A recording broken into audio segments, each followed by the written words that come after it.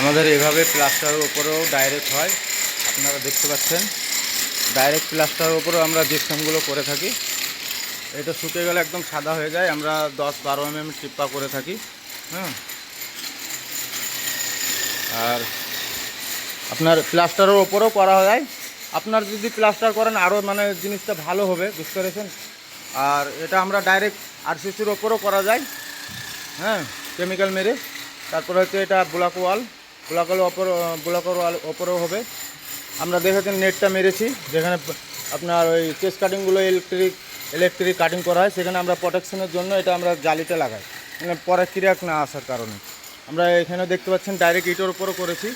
হ্যাঁ, দেখতে পাচ্ছেন 10 mm পাটা করেছি। এটার লেভেলে সেম আমাদের জিপসামটা করা হবে। হ্যাঁ, দেখতে পাচ্ছেন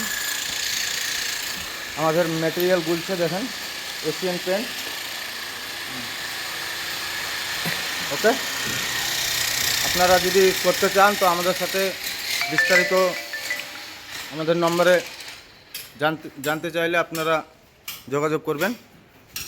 ওকে, থ্যাঙ্কস। আমাদের পিএস গ্রুপ প্রজেক্ট হচ্ছে বিল্ডিং। হ্যাঁ, এখানে মডেল ফ্ল্যাট হচ্ছে।